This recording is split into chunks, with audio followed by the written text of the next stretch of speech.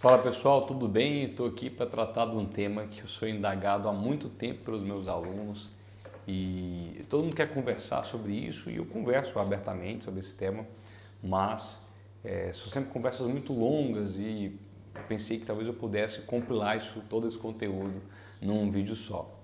Primeiramente eu preciso te advertir que aqui não há nenhuma tentativa de te trazer, de apresentar uma fórmula mágica para aprovação. Vou até tirar a palavra mágica, né, para não ser ali hiperbólico, mas a fórmula da aprovação, o caminho da aprovação. Eu não vou te apresentar nada disso por vários motivos. Primeiro que uma orientação direcionada de estudo é um tipo de atividade que é até vedado na magistratura, então na qualidade de juiz eu não poderia te orientar passo a passo como você vai chegar até a sua aprovação. Esse é o primeiro motivo, o primeiro impasse. Então, obviamente que eu não farei isso. O segundo motivo, eu acho que é ainda mais relevante, que é um compromisso pessoal mesmo, um compromisso inclusive ético, porque eu não acredito que exista uma fórmula pronta para se passar em concurso público.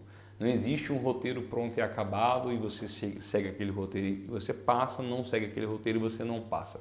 Particularmente, respeitadas as opiniões diferentes, eu não acredito nisso de forma alguma. Existe muita gente bem intencionada fazendo esse tipo de trabalho e honestamente bem intencionada, tentando junto com você criar um mecanismo ali, um caminho padrão de aprovação.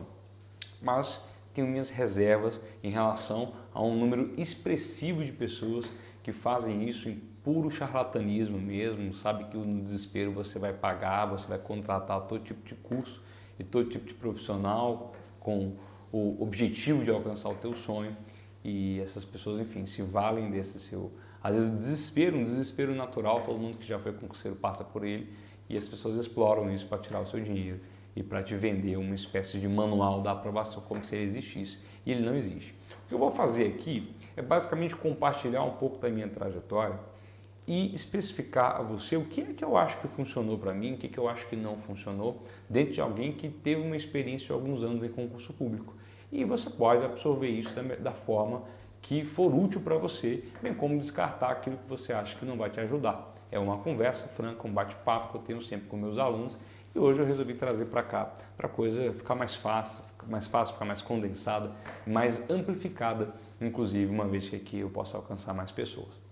Primeiro, eu sempre começo respondendo de uma forma muito contrária ao que se esperam de mim.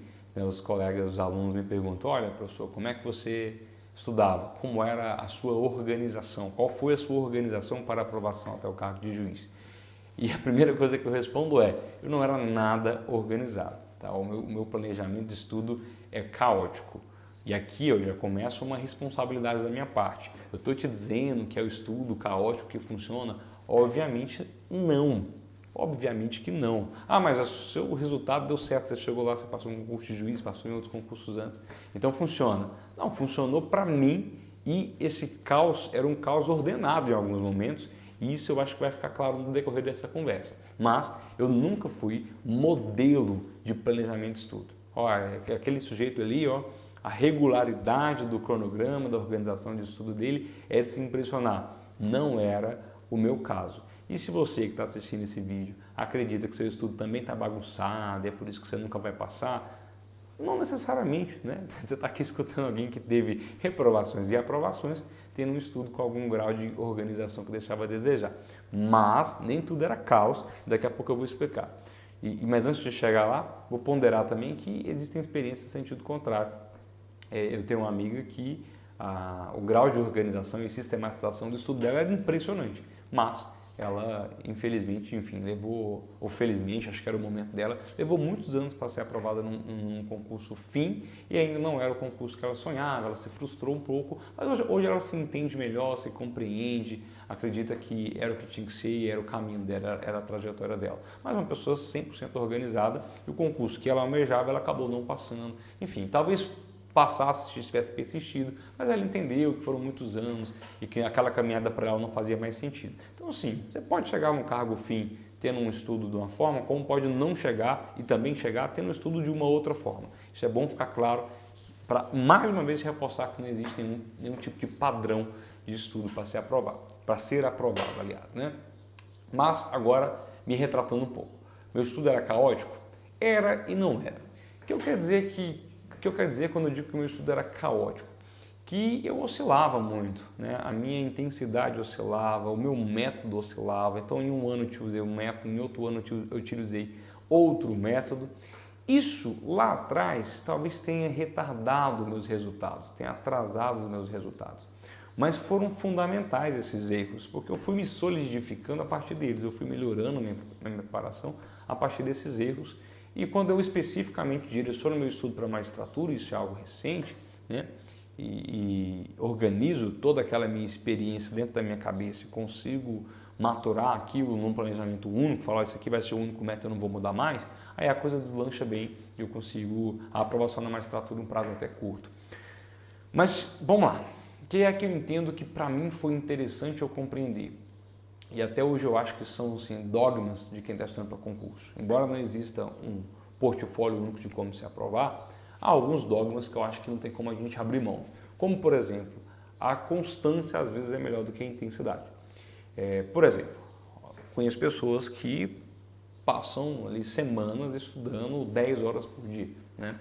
Não tenho certeza se são 10 horas líquidas, né? Que as 10 horas líquidas é aquilo que você cronometra. Outra coisa que eu fazia e depois de um tempo foi perdendo sentido, vou falar disso logo mais também, mas essas pessoas estudavam por um período, uma carga horária muito extensa, eu diria até que extenuante. Hoje eu não vejo muito sentido em se estudar 10, 11, 12 horas num dia, mas elas passavam longos períodos sem estudar. Então o sujeito passava ali 15, 20 dias nesse ritmo de 10 horas por dia, depois passava um mês e meio, 2 meses, estudando 2 horas por dia, 1 hora por dia, ou até mesmo sem estudar. E esses períodos sem estudar eram lacunas muito extensas. Então, o que eu percebi, não só da minha experiência, mas na conversa com diversos colegas que passaram pela caminhada dos concursos públicos, alguns permanecem, outros, a grande maioria não mais, né, já alcançaram seus objetivos, é que todo mundo tinha em comum um grau de constância até razoável. Então, a gente não tinha longos hiatos. Ninguém parou de estudar por 6 meses e depois voltou. Aí parou mais 2 meses e depois voltou. Parou mais 3 meses e depois voltou. Eu não conheço, não estou dizendo que não haja pessoas aprovadas que tenham feito isso. Pode existir. O que eu estou dizendo é, do meu espectro, do meu convívio, todos os colegas que conseguiram êxito, né? E eu conheci várias pessoas, amigos que eu já tinha, trouxe da graduação, amigos que eu fui adquirindo ao longo das viagens de concurso, todos que conseguiram êxito não tiveram esses hiatos, né, ou vários hiatos. Pode acontecer de você ter um hiato, né, você precisava para saúde mental, enfim, por alguma razão específica. Mas vários hiatos, fazendo uma ruptura muito grande na constância, é algo que eu não percebo entre as pessoas que conseguiram a aprovação. Eu acho que isso é um ponto a se considerar. A constância, às vezes, é melhor que a intensidade. Então, você manter um ritmo, está sempre estudando, ainda que a sua intensidade oscile. Essa semana eu estudei muitas horas, na outra semana eu acabei tendo que reduzir, estou com menos tempo. Mas a constância, a persistência, ela se manteve, a tendência natural é que você consiga solidificar o conhecimento ainda assim, que o conhecimento continue fresco na sua cabeça e em alguma medida é natural que você consiga um avanço considerável mesmo oscilando nessa carga horária. Outra coisa que é importante falar e é um pouco sensível é a questão de método. Bom, método vai variar demais. Cada um tem a sua forma de lidar com o método de estudo. O que é que você lê, se você grifa, se você sublinha, se você faz resumo. Eu nunca tive um único método. Eu tive períodos da minha vida. E eu não me arrependo de nenhum dos métodos que eu adotei. Eu acho que alguns não fizeram muito sentido e outros fizeram mais sentido. E é isso que eu vou compartilhar com você agora. No início da minha preparação, eu tentei ter um método muito específico. Eu falei que eu era caótico no meu estudo, mas o meu planejamento sempre foi muito organizado. Eu é que não cumpria. Então, eu sempre sentei e redigi um planejamento de estudo de médio e longo prazo, ou até a data da prova, se caso houvesse um edital publicado. E em relação a esse planejamento, eu sempre fiz algo realmente cartesiano, assim, matemático, muito bem esquematizado, com dias, matérias, horários, e fiz isso por muito tempo. Só que eu nunca fui muito fiel no cumprimento. Eu começava cumprindo legal, depois eu já não gostava daquele método e ia adaptando no decorrer do estudo. Mas uma coisa que lá no começo eu utilizei como método era o resumo. Então eu fazia muito resumo. Mas eu estou me referindo, pessoal, a um começo, bem começo mesmo. Na graduação, eu começo a estudar com o objetivo futuro de prestar concurso público ainda durante o curso de Direito. E lá na graduação eu já grifava. Então se pegarmos, por exemplo, processo civil, na graduação você tem mais tempo, você tem 5 anos de curso de Direito. Durante esses 5 anos, em processo civil, eu estudei pela coleção do Fred Dias Júnior e eu resumi todos os livros do Fred Dias Júnior, né? É trabalhoso, demanda tempo, demanda muito esforço, demanda muita carga horária. Eu não tinha um trabalho, né, carteira assinada, eu tinha fontes de renda. Ou eu dava aula de reforço para os colegas, ou eu era monitor da Universidade Federal, ou eu tinha algum estágio, ou estágio de monitoria. Então eu tinha minhas fontes de renda, porque eu precisava de fonte de renda, mas eu não tinha um trabalho que me exigia longas cargas horárias por dia. Então talvez isso, em algum grau de privilégio, embora eu venha de família pobre e tivesse que me sustentar numa situação um pouco improvisada, enfim, morava numa kitnet minúscula, almoçava várias vezes arroz e ovo, né? Então assim, não tinha uma vida de privilégios, mas ainda assim existia um pequeno privilégio, que é o privilégio de não ter que trabalhar extensas cargas horárias, como algumas pessoas precisam. Então para você, se você concilia já a graduação com um trabalho extenuante, e eu não tinha um trabalho, eu tinha alguns trabalhos, mas nada extenuante, então eu conseguia conciliar carga horária expressiva de estudo com uma carga horária não tão expressiva de trabalho e algum grau de remuneração que era suficiente para eu pagar ali o aluguel e comprar comida e livro, basicamente, que era a minha despesa.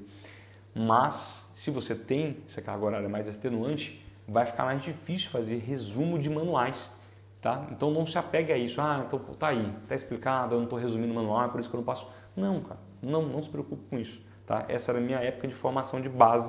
E aqui já é o segundo dogma. Eu disse que tem alguns dogmas que eu acho que não tem como a gente abrir mão disso. O primeiro dogma eu já falei, né, que é a persistência, às vezes até melhor do que a intensidade, a constância. O segundo dogma, a depender do concurso, se é um concurso fim, né, das grandes carreiras jurídicas, magistratura, Ministério Público, Defensoria Pública, hoje também os concursos de delegado, então, enfim, em vários concursos de delegado do Brasil afora, o grau de dificuldade, de exigência, tem se equiparado aos grandes concursos de carreira jurídica, tem prova oral, enfim. Nesses concursos é importante que você tenha base jurídica. Isso é um dos dogmas também, algo que eu percebo na trajetória dos meus colegas aprovados e também na minha. A gente teve um momento da vida que nós formamos base. Essa base era perfeita em todas as matérias? Não. Lá na frente, depois de anos de estudo, nós descobrimos, por exemplo, descobri que a minha base em algumas disciplinas era horrível, que eu não tinha base. Eu achava que tinha, não tinha. Tive que correr atrás desse prejuízo. Isso é natural. É natural. O processo ele é orgânico, ele é elástico, ele não é redondinho, bonitinho, perfeito. Mas algumas matérias que são chave, por exemplo, constitucional, administrativo, se o seu sonho é o Ministério Público, penal e processo penal, para a magistratura também, mas especialmente para o Ministério Público, são matérias que compõem um bloco da base, direito civil, direito processual civil, novamente, me referindo às grandes carreiras jurídicas, são matérias que compõem o núcleo duro, né? Essas matérias é importante você ter uma boa base, dominar a parte geral, ter um conhecimento bem sedimentado, bem consolidado da parte geral dessas matérias, conhecimento teórico que vai um pouco além da letra de lei nessas matérias. Mas repito, isso é o seu concurso fim, é um concurso de carreira. Esses concursos de carreira terão várias fases discursivas, sentença, peças práticas, como PGE também, Procuradoria dos Estados, ou Procuradoria Municipal, enfim, prova oral. Então são várias etapas com diferentes abordagens do conhecimento. Se você não tem ele sedimentado na sua cabeça, se você não tem uma estruturação teórica daquele conteúdo, você pode ir bem na primeira fase, mas vai mal na segunda, vai mal na fase oral, vai mal na prova prática, tá? Daí essa formação de base é importante. Ela pode ocorrer concomitante à realização de provas objetivas, por exemplo? Pode ocorrer, pode. Se o seu tempo é mais curto, você tem pressa na aprovação, o que é algo que não é interessante, não pode ter pressa, a aprovação não vem no dia que a gente quer, tá? A gente não controla quando vai ser aprovado, a pressa é natural, mas não fique refém dela, tá? Se você precisa conciliar, concilie. Se você tem tempo e tem na sua mente que aquele concurso é o teu sonho e que não importa o tempo que você vai levar para chegar até lá, aí é interessante você dedicar um período para você formar a base. Qual é esse período? Não existe fórmula mágica para determinado. Olha, formar a base leva 6 meses, formar a base leva 1 mês, formar a base leva 1 ano. Por que que isso não tem especificado uma métrica? Porque vai depender do qual é a sua base, né, de quais matérias você precisa para formar essa base, vai depender de qual é o concurso, para saber qual é o grau de exigência dessa base que tem que ser formada, enfim, vai depender de muitas variáveis, né? De qual é a abordagem desse concurso, quantas fases tem esse concurso, de quanto tempo tem esse concurso, quando você está começando a sua base. Se você começa na graduação, aí é muito mais amplo, né? Você pode ampliar e ter uma base bem sólida em muitas matérias. Se você começa anos após a graduação, você se sente mais enferrujado, se sente mais engessado, você não vai fazer uma ampla base, não vai ter tempo, não vai ter disposição para isso. Você vai pegar as matérias principais do concurso que você sonha e vai tentar ser um pouco melhor nelas. Normal também, sem problema, tá? Sem problema. Então não tem isso, eu disse que é um dogma. É um dogma você ter ciência das matérias que são determinantes no seu concurso e ter um domínio melhor delas. Isso eu acho que é algo um pouco pacificado. Do contrário, dificilmente você vai ter um bom resultado nas provas. Que pode acontecer de você passar, mas passar mal colocado, enfim, ou não passar nas fases seguintes. E isso não é interessante. O interessante é que você tenha êxito, aprovação, posse e exercício. Então, o que eu fiz lá atrás? Agora, voltando um pouquinho, quando eu falei do meu método de organização. Eu consegui, na graduação, formar uma boa base em algumas disciplinas, constitucional, administrativo, não por acaso me tornei professor das duas, né? Pouco tempo depois. De imediato, no ano que eu me formei, já me tornei professor de administrativo, um pouco tempo depois me tornei também professor de direito constitucional. Mas constitucional, administrativo, tributário, né?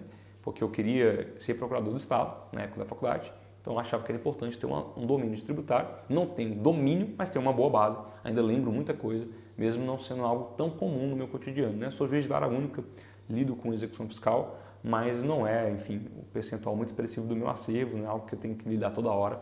Mas quando lido, a coisa está muito fresca na minha cabeça porque a base é boa. Então, tinha uma boa base em administrativo constitucional, em tributário, em direito civil e em processo civil. Tá? Tinha uma boa base nessas disciplinas.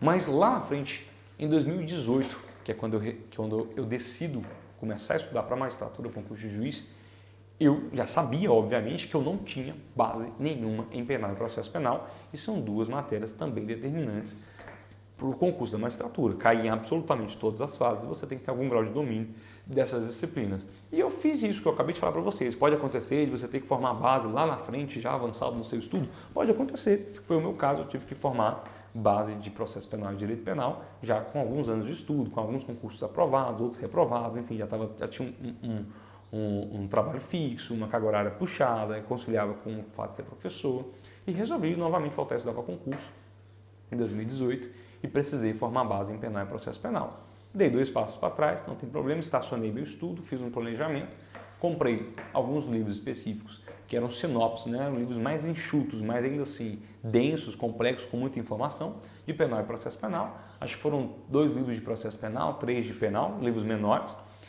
e dediquei ali alguns meses, em torno de 2, quase 3 meses, numa imersão só de penal e processo penal, para eu conseguir não equiparar, mas pelo menos não deixar tão gritante o domínio que eu tinha das demais matérias, dessas que eu mencionei, né, constitucional, administrativo, civil, parte geral e tributário, encostar penal e processo penal, pelo menos chegar perto disso aqui.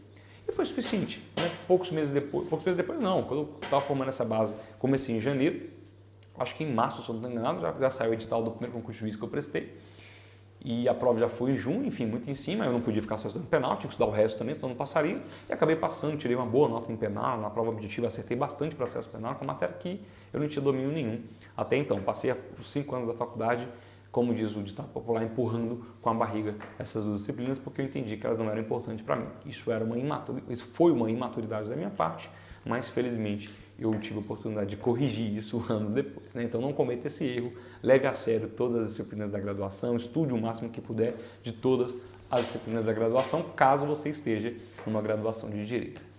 Então beleza, viu? Que formar base, a minha experiência tem erros e acertos, e é natural, isso não te impede de chegar no concurso fim, porque eu cheguei. Mas voltando, em método, né? Ainda falando de método, falei de base, vamos falar agora de resolução de questões e lei seca, que é outro assunto sensível, né? Você vai ouvir de tudo. Sem lei não passa no concurso, sem resolver questão não passa no concurso, passar em concurso é só resolver a questão, passar no concurso é só ler tantas horas de lei por dia. Essas regras engessadas, assim, prontas, disse e repito, Eu acho todas elas um pouco absurdas, né?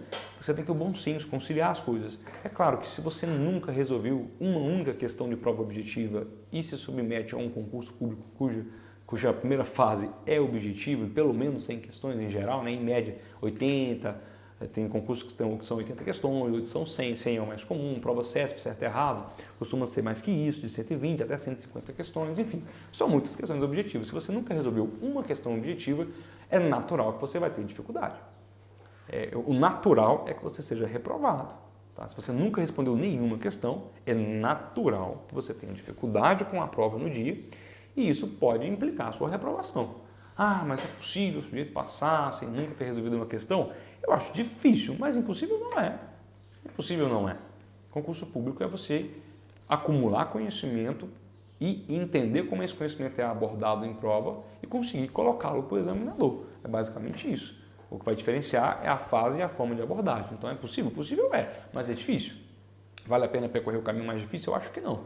Então é interessante sim você estar sempre tendo contato com questões por diversos motivos. Primeiro porque algumas questões se repetem, o tipo de abordagem se repete, a banca pergunta as mesmas coisas, mas com frases diferentes, ou então pergunta as coisas diferentes utilizando as mesmas expressões. Você vai aprendendo o estilo da banca, você vai aprendendo como aquele conteúdo é cobrado, você vai aprendendo qual é a importância, quais assuntos são mais importantes dentro do conteúdo. Então a resolução de questões é muito interessante, é muito rico, é muito valioso. Preciso responder questões de maneira extenuante, o dia inteiro, todos os dias até o dia da prova. Depende, isso é outra regra peremptória que na minha avaliação não é por aí. Claro, se o seu concurso tem apenas uma fase, e é só a fase objetiva, e o corte tende a ser alto, e existe já uma banca pré-definida, essa banca tem várias questões, essa banca já elaborou outras vezes a prova daquele concurso, sem dúvida que é muito interessante se responder muitas questões daquela banca. Sem dúvida alguma, esse método é muito interessante. Ele vai te ajudar bastante, bastante. Se você tem um arcabouço, um banco de dados de muitas questões daquela banca para aquele concurso específico e aquele concurso só tem prova objetiva, por que é que você vai ficar se matando, formando base, formando teoria, sedimentando raciocínio jurídico? Não precisa, você realmente tem que comer lei, né? Como o professor diz, comer lei e comer questão. De fato, isso costuma ser suficiente para você ir avançando e lograr êxito. Costuma ser, mas é sempre você que vai avaliar se está funcionando ou não, tá? E daqui a pouco eu vou falar disso, sobre como se autoavaliar. Pessoal, eu peguei a câmera e comecei a falar, eu não fiz um script, não fiz um roteiro, tá? Se eu achar que eu estou delongando demais, eu paro e faço em 2 partes, faço uma segunda parte, tá? Não quero, o objetivo aqui é ficar mais informal e ser uma conversa mesmo, né? Espero não me arrepender de ter adotado esse método mais informal. Mas voltando, você vai ter que analisar, pense com sobriedade. Meu concurso só tem questões objetivas, o corte é muito alto, eu preciso acertar muitas questões. É interessante que eu leia muitas questões, ou que resolva muitas questões, atrelado à leitura de lei. Bom, se o seu concurso tem esse contexto, é claro que é interessante você fazer isso. É óbvio que é interessante você fazer isso. Eu percebo, professor, pesquisando nas questões passadas do concurso que eu pretendo, que quase todas as respostas estão na lei. Então é interessante eu ficar lendo doutrina? Claro que não. Se o seu concurso, se você fez uma análise do seu concurso e você percebe que o que mais cai é letra de lei, a sua fonte de estudo vai ser a letra de lei. Isso é razoável, aqui é que entra ajuste de método, e método é um negócio muito pessoal, mas há alguns caminhos a serem perseguidos. E isso foi algo que eu consegui utilizar com muita qualidade, eu acho, sabe? Embora meu estudo fosse um pouco caótico, eu tinha algum grau de acerto para me avaliar e para avaliar o meu concurso. Eu consegui acertar bastante em me avaliar e avaliar o meu concurso. Isso eu acho que é um diferencial. Como assim me avaliar o meu concurso? Como é que eu sei que o meu método está funcionando? Como é que eu sei se eu estou aprendendo ou não? Colocando em prática. Aqui entra, por exemplo, a prova objetiva. Seu concurso é só prova objetiva. Você baixa lá um simulado, pega o concurso anterior, ou 2 concursos atrás, enfim, que seja, caso não tenha sido tão longínquo. Você baixa o simulado e vai resolver. Se foi um fiasco, se foi um desastre, não acertou nada, está longe de chegar perto do corte, não está funcionando o seu método ou está muito cedo. Ou você acabou de estudar, não deu tempo ainda de você sedimentar essas informações, você precisa de mais tempo ou você precisa melhorar o método. Então, entende como não é um coach, um professor que não te conhece que vai dizer esse é o método da aprovação? Isso não existe, é você quem vai dizer, olha, esse método não está funcionando para mim. Porque eu já estou há um bom tempo fazendo da mesma forma e estou errando, estou tendo a mesma nota, ou até diminuindo, já aconteceu comigo. De uma prova para outra eu comecei a diminuir minha nota. Falei, porra, tem algo muito errado. Se eu estou regredindo, e a tendência é que seja acumulativo o conhecimento, então tem algo errado. Então essa autoanálise eu sempre fiz mediante simulados. Mesmo que fosse prova discursiva, mesmo que fosse alguma outra fase, prova prática, eu também fazia simulado e avaliava se eu estava conseguindo colocar no papel, objetiva ou escrita, aquilo que eu estava estudando. Se eu não estou conseguindo, tem algo errado. Tinha algo errado ali. Então essa é a forma de se avaliar. E avaliar o teu concurso. Você vai fazer esse simulado, vai avaliar o teu resultado, depois vai olhar para a prova e vai avaliar qual foi o perfil da prova. Essa prova me perguntou mais lei, me perguntou mais doutrina, me perguntou mais jurisprudência. Em qual matéria ela perguntou mais lei? Em qual matéria ela perguntou mais jurisprudência? Isso é fazer um raio-x da prova, um raio-x do concurso. Se você pega 2, 3 simulados daquele concurso e repete esse método, você vai começar a encontrar um padrão. Por exemplo, peguei 4 simulados e resolvi esses 4 simulados, fui avaliando a minha nota e percebi que dentro dos 4 simulados, a matéria de direito administrativo, por exemplo, de 100 questões, costuma cair em torno de 12. Nesse aqui caiu 12, no outro caiu 14, no outro caiu 11 questões, mas uma média de 12 questões. Isso já é um recado da instituição, da banca que seja, de que a matéria de administrativo cai em média 12% da prova. Significa em média 12% daquela prova. Se é uma matéria que você não sabe nada, tem zerado, saiba que você tem 12% de pontos a menos, em regra. Em regra, você pode chutar e acertar uma coisa ou outra, né? Mas em tese você tem 12% a menos. Suponhamos que você precisa melhorar a sua pontuação em 5%. Olha, mais 5% eu chego na nota de corte. Entende que às vezes esses 12% das questões administrativas são suficientes? Espera lá, se eu preciso de 5%, cada simulado que eu venho fazendo 65 pontos. O corte costuma ser 70. De 100, tá? De 100. Então eu preciso melhorar 5% para estar no corte e passar no concurso. E eu estou sempre zerando administrativo. E administrativo tem sido cobrado uma média de 12% da prova. Então, se eu melhorar um pouquinho o administrativo, de repente eu estou dentro. Isso é conseguir conciliar a sua análise com a análise da prova. Isso é algo que, repito, eu acho que eu fazia isso muito bem. Isso me ajudou muito, especialmente nos concursos da magistratura.